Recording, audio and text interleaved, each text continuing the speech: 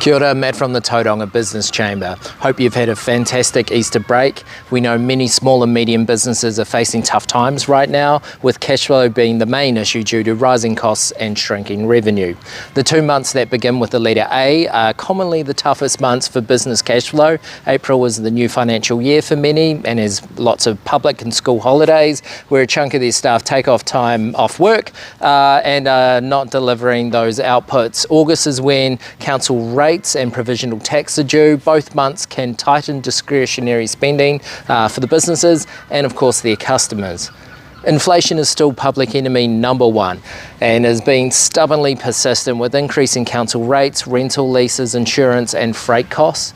If you're in construction, real estate, retail, hospo, inflation is keeping the OCI and lending rates high, which is taking away your consumers' spare cash and their ability to borrow. Business loans are also much higher than home loan rates, and servicing these loans is a major challenge for those businesses who are coming off those record low COVID interest rates, and renegotiating these lows at this economic cycle is pretty tough, a lot tougher than the last few years. If your business is having trouble renegotiating with your bank, please reach out to the Chamber. We have a number of members who can help explore a range of options for you. Depending on your industry and who you spend the most time with, your outlook over the next few months might be feeling a bit gloomy. This year has been a tough time for employers and employees, particularly as some employers have been forced to let go of their cherished employees in order to stay afloat. If your business hasn't done so already, now is the time to review your strategy, look for new revenue opportunities, keep a close eye on your cash flow tracking and planning. To help with this, we keep our Chamber News section on our website up to date with the latest tips, trends, tricks and guides from our members. This month includes tips from Ingamora on knowing your numbers and Living Business on the new staff payroll changes effective from 1 April. As far as the economy goes, it's far from all bad news. For instance, the main benefactors of high mortgage rates are those with term deposits. There are customers who don't have mortgages and they are spending out there. You just need to find them and relate your product or service to them. Also, Fonterra and Zespri have announced strong dividend payouts for their members and shareholders, which will benefit the Waikato and Bay of Plenty regions. The Waikato and Bay of Plenty will also continue to benefit from the great southern migration of Aucklanders moving south.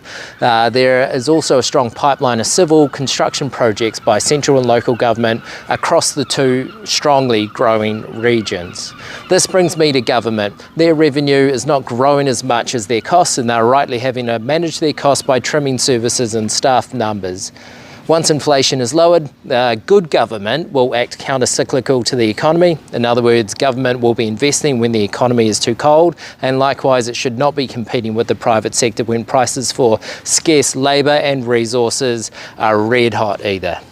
The focus later this year will shift to the government's plan to support New Zealand's poor productivity and economic fundamentals. All eyes will be on the government's budget in May, including tax settings, investment plans and regulatory settings to support the economy. We're partnering with Craig's Investment Partners and other experts for an in-person event to dissect the government's budget the morning after it's released on 30 May. In other news, the lineup speakers for our Business Women's Network speaker series has been announced. Tickets have just been released. Join our strong 400-woman audience at Bay Court on 14th of May. Check out the Chamber website for more details and ticket sales. Finally, thanks to Farmer Auto Village for the stylish Haval petrol hybrid SUV. Although it's a hybrid, it's not a plug-in hybrid that charges with kinetic energy and from the petrol engine. This means it's exempt from NZTA's road user charges on plug-in EVs and hybrids from 1 April.